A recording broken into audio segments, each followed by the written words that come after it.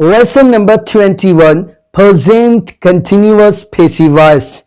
Rule, object plus is rm plus being plus third form plus by plus subject. Conjugation, I'm being taught, मुझे पढ़ाया जा रहा है. You are being taught, तुम्हें पढ़ाया जा रहा है. He is being taught, उसे पढ़ाया जा रहा है. She is being taught, उस औरत को पढ़ाया जा रहा है. I am not being taught, मुझे नहीं पढ़ाया जा रहा है. You are not being taught, तुम्हें नहीं पढ़ाया जा रहा है. He is not being taught, उसे नहीं पढ़ाया जा रहा है. She is not being taught, उस औरत को नहीं पढ़ाया जा रहा है. Am I being taught? क्या मुझे पढ़ाया जा रहा है? Are you being taught? क्या तुम्हें पढ़ाया जा रहा है? Is he being taught? क्या उसे पढ़ाया जा रहा है? Is she being taught? क्या उस औरत को पढ़ाया जा रहा है? Why am I being taught? मुझे क्यों पढ़ाया जा रहा है? Why are you being taught? तुम्हें क्यों पढ़ाया जा रहा है? Why is he being taught? उसे क्यों पढ़ाया जा रहा है? Why is she being taught? उस औरत को क्यों पढ़ाया जा रहा है? Dear students, अभी मैंने आपके सामने लेसन नंबर 21 से जिन इबारतों को ज़बानी और हिफ्ज़ सुनाया है, मैं आपसे दरख्वास्त करूंगा कि प्लीज़ इन तमाम इबारतों को मेरी किताब मुंतखब अंग्रेज़ी ग्रामर के लेसन नंबर 21 से ज़रूर हिफ्ज़ याद कर लें. ये सबक इन्हीं इबारतों पर मुश्तमिल नहीं है, बल्कि ये चंद सफ़हात पर मुश्तमिल है. लेकिन इस सबक में जो ज़रूरी इबारतें जिसे आपको हिफ्ज़ कर लेनी चाहिए, उसकी मैंने निशानदेही किया है. आप भी इसे जरूर याद करें. मसलन क्लास का नाम, उसका रूल और उसका एक फुल कंजुगेशन. हिफ्ज़ याद करने के बाद आप किसी साथी से या असातिज़ा से जरूर सुनाएं.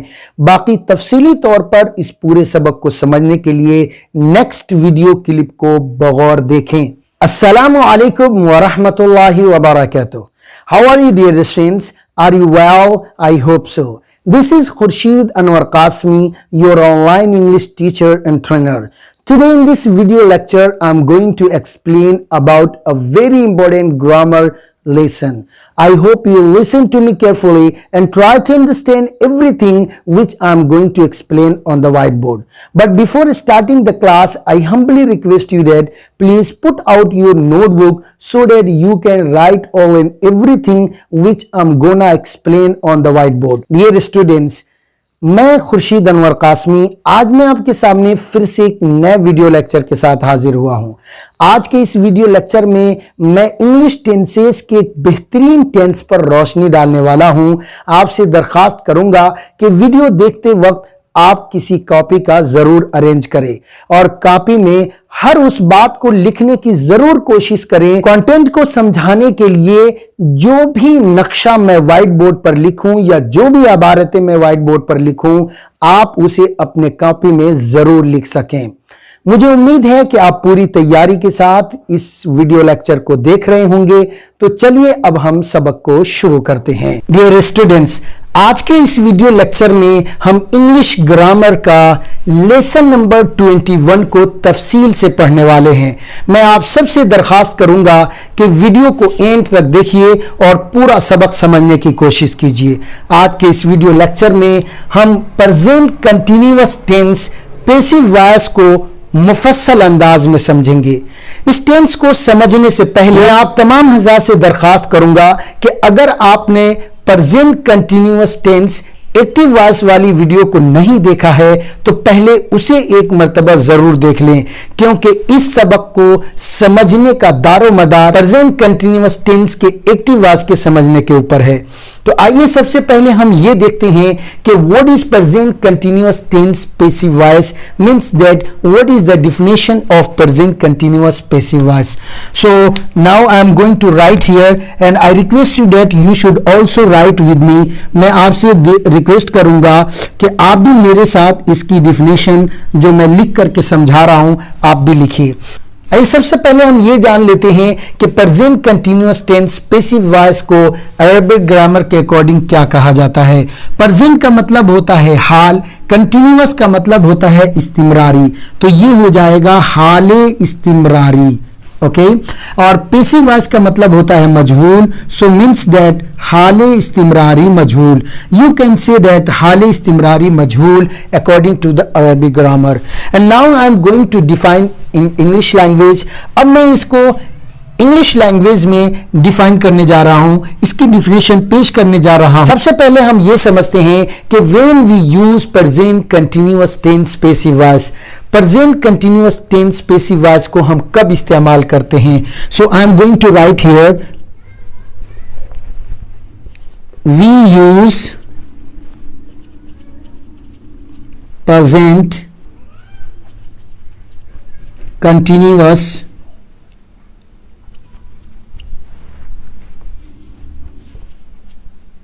tense passive voice to talk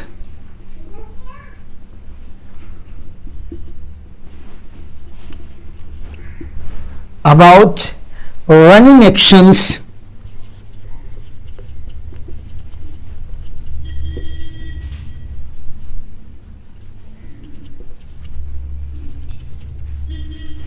which have been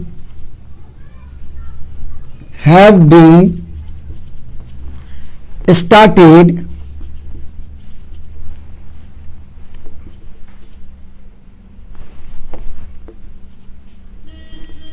but haven't finished.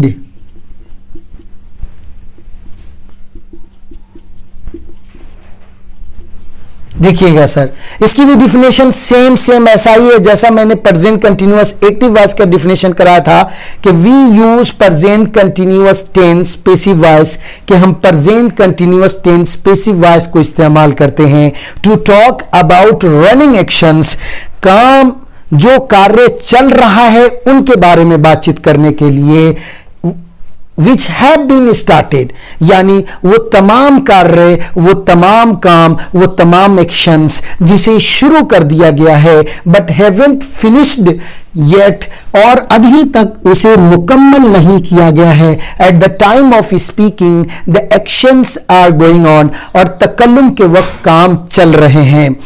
आमतौर पर इसमें और उसमें फर्क क्या होता है, इसमें भी वही कंडीशन होती है कि जो काम शुरू होकर चल रहा होता है, और प्रेजेंट कंटिन्यूअस टेंस को भी उसी काम के लिए इस्तेमाल करते हैं कि कोई कार्य शुरू होकर चल रहा है। So what is the difference present continuous active voice and passive voice. Present continuous tense के एक्टिव वॉइस और पैसिव वॉइस में क्या फर्क होता है? फर्क बहुत बारीक है। क्या है फर्क? कहते हैं बट the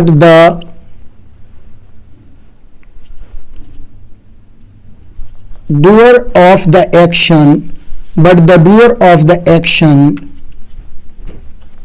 is unknown।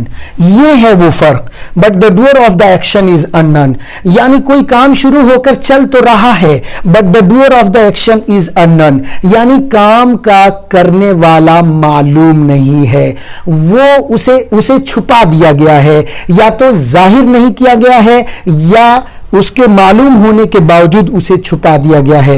दो बड़े मकसद के पेश नजर हम इस टेंस को प्रयोग करते हैं। पहला मकसद ये होता है कि कोई कार्य चल रहा है और उसका करने वाला कौन है वो मालूम ही नहीं है, पता ही नहीं है कि इस काम का करने वाला कौन है, तब उस सूरत में हम प्रेजेंट कंटिन्यूअस टेंस को प्रयोग करते हैं।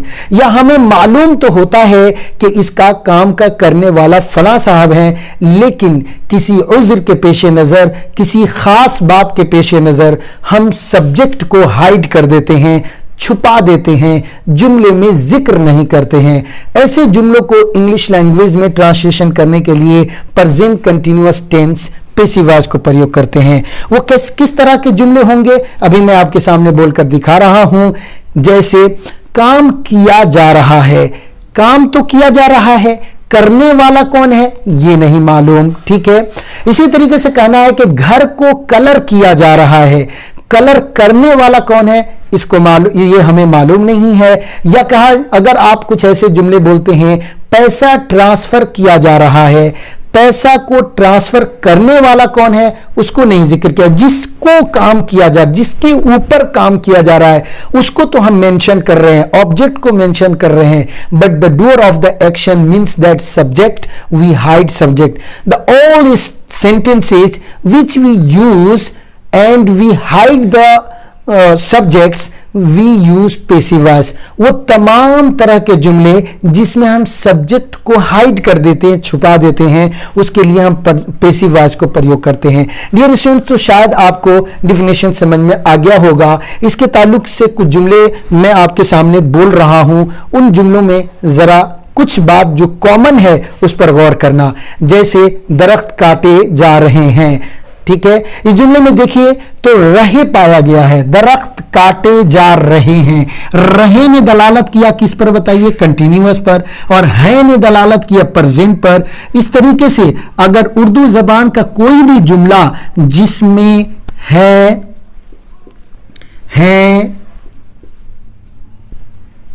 हो हूं पाया जाए और साथ ही साथ उसके अंदर रहा, रही, रहे पाया गया हो, रहा, रही, रहे पाया गया हो, सो रहा, रही, रहे दलालत करेगा कंटिन्यूअस पर, और है, हैं, हूं दलालत करेगा प्रेजेंट पर। और उसके अंदर अब ये गौर करना है क्या है ये कि करने वाला मालूम है या नहीं मालूम है। अगर मालूम है तो एक्टिव वॉइस है, नहीं मालूम है तो पैसिव वॉइस। जैसे दरख्त काटे जा रहे हैं, इस जुमले में गौर कीजिए कि ये जुमला कौन से टेंस से बिलोंग करता है। आप सिंपल जवाब दीजिएगा कि this sentence belong to the present continuous passive voice. I asked you why, मैंने आपसे पूछा क्यों, तो आपका सिंपल जवाब था सर दरख्त काटे जा रहे हैं। इस जुमले में रहे ने दलालत किया कंटिन्यूअस पर और है ने दलालत किया प्रेजेंट पर, और चूंकि काटने वाला ही मालूम नहीं इसीलिए ये present continuous tense passive voice है। यस, वेल डन सर, बहुत अच्छा, आपने बिल्कुल बेहतरीन जवाब दिया है। इसी तरीके से अगर कहा जाए कि वे लोग बुलाए जा रहे हैं, ये जुमला कौन से टेंस से बिलोंग करता है? आप आंसर दीजिएगा present continuous passive voice. I asked you why, मैंने आपसे पूछा क्यों, आपका जवाब था सर वे लोग बुलाए जा रहे हैं में रहे दलालत कर रहा है कंटिन्यूअस पर और है दलालत कर रहा है प्रेजेंट पर, और चूंकि बुलाने वाला मालूम नहीं है इसलिए ये जुमला present continuous tense passive voice है। इसी तरीके से नेक्स्ट सेंटेंस में कीजिएगा आपका काम किया जा रहा है।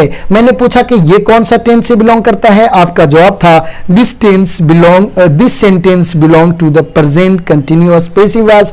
आई आस्क्ड यू व्हाई, मैंने पूछा क्यों, आपका जवाब था सर आपका काम किया जा रहा है।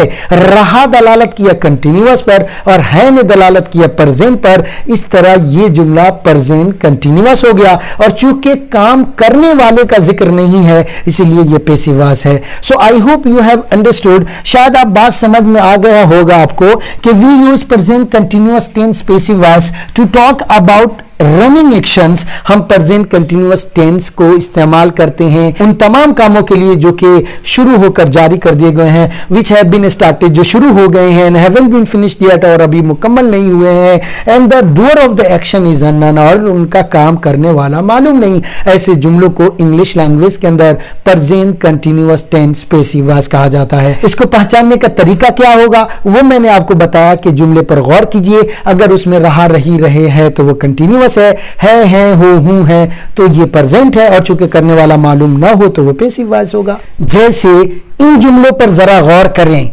अंग्रेजी पढ़ाई जा रही है, इसमें गौर कीजिए, अंग्रेजी पढ़ाई जा रही है, रही ने दलालत किया कंटिन्यूअस पर और है ने दलालत किया प्रेजेंट पर, पढ़ाने वाला कौन है ये नहीं मालूम, इस हिसाब से ये जुमला प्रेजेंट कंटिन्यूअस पैसिव वॉइस होगा।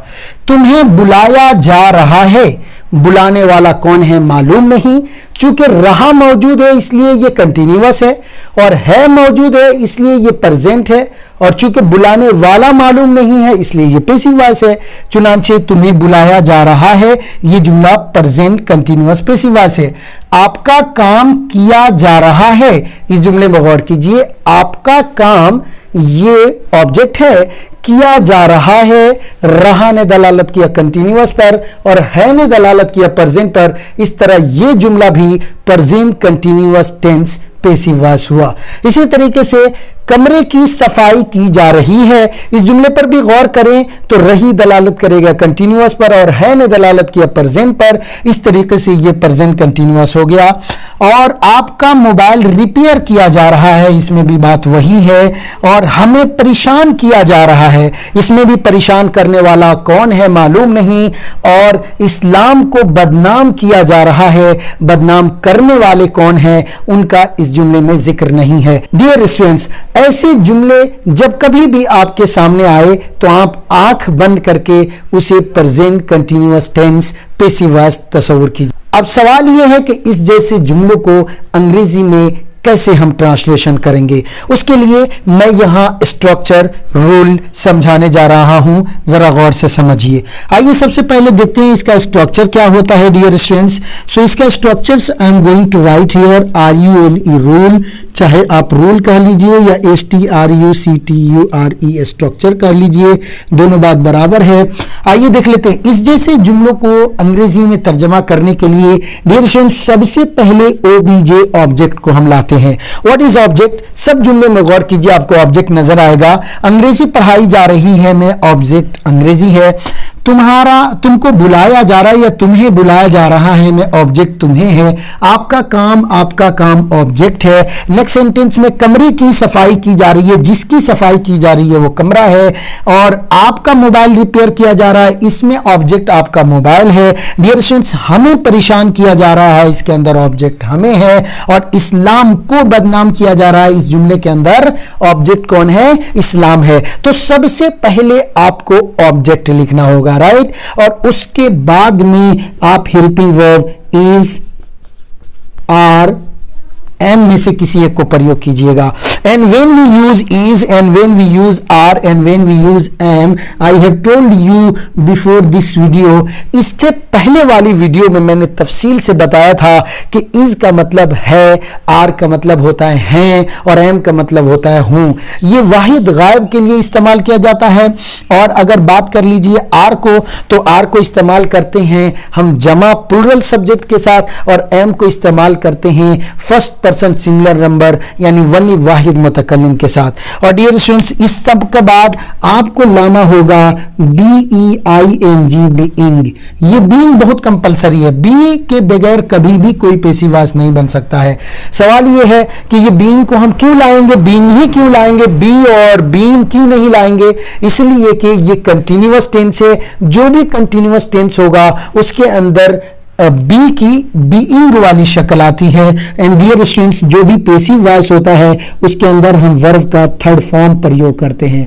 सो right, I have written here third form. So पूरा फार्मूला देखिएगा, object plus is are am plus being plus third form plus उसके बाद में आपका ये जुमला तो यहां तक तैयार हो जाएगा। उसके बाद का इख्तियार है, अगर आप जुमले में सब्जेक्ट लाना चाहते हैं तो आप बाई के बाद सब्जेक्ट को ला सकते हैं। ओके गाइस, तो ये पूरा स्ट्रक्चर हमारा तैयार हो गया। Object plus is are am plus being plus third form plus by plus subject. इस कायदे के पेश नज़र और इस स्ट्रक्चर के पेश नज़र अब आप इजीली इन जैसे जुमलों का अंग्रेजी तर्जमा कर लीजिएगा, आपको कोई परेशानी नहीं होगी। जैसे अगर कहना है फॉर एग्जांपल कि इंग्लिश पढ़ाई जा रही है, सो आइए हम इस पर फॉर एग्जांपल में कर देते हैं कि व्हाट इज कैसे बनाइएगा। तो मैंने बताया कि सबसे पहले ऑब्जेक्ट लाइए, मैंने यहाँ गोल दायरे में भी कर दिया चुना। सबसे पहले आप लाइएगा इंग्लिश, ओके। और इंग्लिश के बाद में आप देखिए एक है, इंग्लिश एक है इसलिए इज आएगा, सो आ जाएगा इंग्लिश इज और BEING बीइंग। और टीच का थर्ड फॉर्म आता है taught, English is being taught. जुमला यही मुकम्मल हो गया डियर स्टूडेंट्स। नेक्स्ट सेंटेंस है कि तुम्हें बुलाया जा रहा है, इसमें ऑब्जेक्ट ढूंढिए तुम्हें। तुम्हें की अंग्रेजी क्या होती है? यू। चुनांची आप यहां पर लिखिए यू और उसके साथ यू के साथ हेल्पिंग वर्ब क्या आता है? आर। सो आर को प्रयोग कीजिए और बुलाने की पहले इसके बाद बीइंग जरूर लाएंगे, बीइंग के बगैर नहीं बनेगा। और कॉल का बुलाने की अंग्रेजी कॉल कर दीजिए तो CALLED कॉल्ड। देखिए ये जुमला झट से तैयार हो गया इस कायदे के मुताबिक। सारे जुमले बहुत तेजी के साथ आपके सामने बनते चले जाएंगे और आप खुद बनाएंगे, मैं नहीं बनाऊंगा, आप बनाइएगा। आप सिर्फ गौर करना है सर, आपका काम किया जा रहा है। जरा अंग्रेजी बनाइए, आपके काम की अंग्रेजी क्या होता है? Your work. आपका काम, ये ऑब्जेक्ट है योर वर्क। चूंकि काम एक है इसलिए इज आएगा और उसके बाद में बीइंग और योर वर्क इज बीइंग के बाद में डू डिड डन का मतलब होता है करना। So dear students right here your work is being done, आपका काम किया जा रहा है। नेक्स्ट सेंटेंस में देखते हैं कमरे की सफाई की जा रही है। मैं यहां पर ट्रांसलेशन करूंगा। जिस चीज की सफाई की जा रही है वो है रूम। सो यहां पर कर दीजिए द रूम। उसके बाद आएगा इज और बी की आखिर में आईएनजी बीइंग, और क्लीन का थर्ड फॉर्म आता है सर क्लीन्ड, सफाई करने की अंग्रेजी क्लीन। तो देखिए कितना आसानी से जुमला बन गया sir, the room is being cleaned, कि कमरे की सफाई की जा रही है। नेक्स्ट है सर आपका मोबाइल रिपेयर किया जा रहा है। इस जुमले को भी इजीली आप बना सकते हैं। सबसे पहले आपका मोबाइल, योर मोबाइल कर दीजिए, राइट, योर मोबाइल, और उसके बाद sir is, your mobile is, और वही बी के आखिर में आईएनजी आएगा बीइंग, और बीइंग के साथ साथ रिपेयर की अंग्रेजी REPAIRED, रिपेयर्ड। सो देखिए कितना बेहतरीन जुमला तैयार हो गया, your mobile is being repaired. Next sentence में बात करने वाले हैं हमें परेशान किया जा रहा है। सर डियर स्टूडेंट्स हमें की अंग्रेजी यहां पर वी लाएंगे। सो वी के साथ क्या आता है बोलिए आर। सो हो जाएगा वी आर और BEING being, we are being, और TORTURED, ये हो गया tortured, we are being tortured, हमें परेशान किया जा रहा है। नेक्स्ट वर्ड है इस्लाम को बदनाम किया जा रहा है। यहां पर मैं बिल्कुल लास्ट में लिख दूंगा, और चलिए ये मैं रेड कलर से कर देता हूं। इस्लाम की अंग्रेजी है इस्लाम। सो इस्लाम, और डियर स्टूडेंट्स उसके बाद आप इज लाइएगा और बी की आखिर में आईएनजी बीइंग, और डिफेम का मतलब होता है बदनाम करना, तो यहां पर डिफेम्ड कर दीजिए। सो इस्लाम इज बीइंग डिफेम्ड, इस्लाम को बदनाम किया जा रहा है। तो देखा सर आपने शायद प्रेजेंट कंटिन्यूअस पेसिव वॉइस को बहुसने खूबी समझ गए होंगे, यानी प्रेजेंट कंटिन्यूअस पेसिव वॉइस की डिफिनेशन क्या है, उसके स्ट्रक्चर्स क्या है, किस तरह आप प्रेजेंट कंटिन्यूअस पेसिव वॉइस के जुमलों को अंग्रेजी में तर्जमा कीजिएगा, ये आप इस वीडियो लेक्चर से बहुसने खूबी समझ गए होंगे डियर स्टूडेंट्स। और आपको इस क्लास के ताल्लुक से मेरी किताब मुंतखब अंग्रेजी ग्रामर से इसका full conjugation, I am being taught, you are being taught, he is being taught, she is being taught, I am not being taught, you are not being taught, he is not being taught, she is not being taught, am I being taught, are you being taught, is he being taught, is she being taught, why am I being taught, why are you being taught, why is he being taught, why is she being taught को जरूर याद करना होगा, इसे याद कीजिए। उसके बाद आप किताब में देखिए वहां पर एक प्रैक्टिकल यानी मश्क दिया गया है। उस मश्क को जिसमें 20 जुमले दिए गए हैं उसे आप एक मरतबा उर्दू पढ़िए, फिर उसकी अंग्रेजी, फिर उर्दू, फिर अंग्रेजी, इस तरह खूब मश्क लीजिए। याद रखिए practice makes a man perfect, nobody perfect in this world. मश्क आप ज्यादा से ज्यादा ओरल यानी बोल करके मश्क कीजिए, रिटन यानी जुमले लिख करके मश्क कीजिए। आपको इस क्लास के ताल्लुक से मेरी किताब में तकरीबन 15 से 20 उर्दू के जुमले दिए गए हैं, जिसको अंग्रेजी बनाना है वो बनाइए। इसी के साथ साथ 15 से 20 जुमले अंग्रेजी के हैं जिसका उर्दू तर्जमा करना है वो भी कीजिए। आज के इस वीडियो लेक्चर में इतना ही रहेगा। हमारी मुलाकात फिर किसी नए वीडियो के साथ हो। डियर स्टूडेंट्स, अगर आप ये वीडियो मेरे YouTube चैनल पर देख रहे हैं तो आपसे दरखास्त है कि चैनल को जरूर सब्सक्राइब करें और बेल आइकन जरूर दबा दें ताकि मेरे हर नई आने वाली वीडियो का नोटिफिकेशन आपको मिलता रहे। और अगर आप मेरी ये वीडियो मेरे IIL ऐप पर देख रहे हैं तो आपसे दरखास्त है कि प्लीज आप ऐप के लिंक को अपने दोस्तों तक जरूर शेयर करें। और अगर आप इस वीडियो को मेरे फेसबुक पेज पर देख रहे हैं तो प्लीज आप पेज को जरूर लाइक और शेयर करें और लगे रहिए खुर्शीद सर के साथ। एंजॉय कीजिए इंग्लिश लैंग्वेज की और अपने मुस्तकबिल को रोशन कीजिए। हम फिर मिलेंगे एक नेक्स्ट वीडियो के साथ, तब तक के लिए खुदा हाफिज। अस्सलामु अलैकुम व रहमतुल्लाहि।